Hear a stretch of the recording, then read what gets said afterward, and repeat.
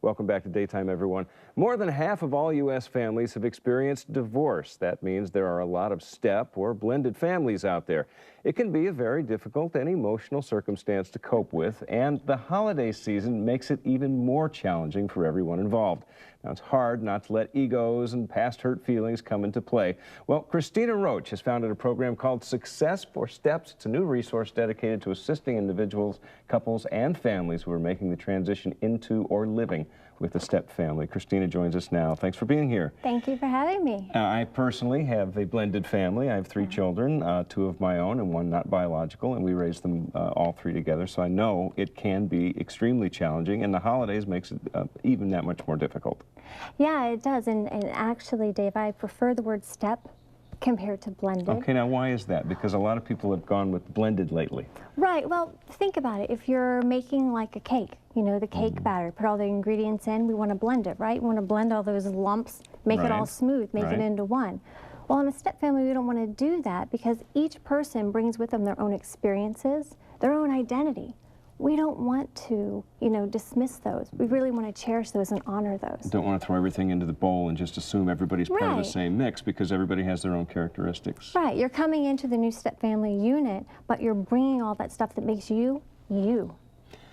I read here 117,000 new step families are formed each month. That's a lot of people merging their families. It is, and if you think about it, those people that are entering into those step relationships is enough to fill Madison Square Gardens almost 6 times, and this is each month. So, you know, more than half of U.S. families are indeed step families. Well, how do the holidays play into this? Because I know from personal experience, the holidays can be just a nightmare when it comes to the other parents and trying to figure out who's going to be with whom.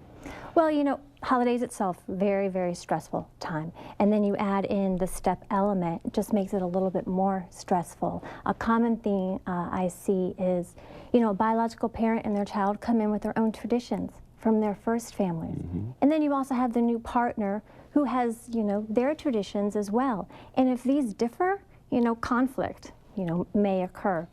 And I really like to, the families I work with, you know, go over like a nice, easy 3-step approach. First, you want to honor, you really want to honor what's important to the other family members. If it's important to them, you don't have to agree with it, but it's important, you need to validate it. Number 2, prioritize. You know, what are those traditions that are must-haves for you? And then third, each family member, you know, a little bit of compromise needs to go on.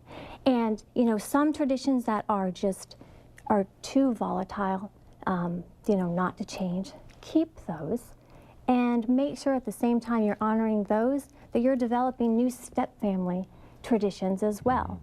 And if certain holidays are too much, it's just caused too much conflict, then choose maybe another holiday that doesn't have such weight on it. I think it's really important that parents be the adult. Sometimes you just have to sacrifice a little bit. Sometimes you have to go, okay, I'll step back, I'll let this one go. If it's that important on that side of things, then please, by all means, you know. I love saying cool the jets. There you go. You know, cool the jets.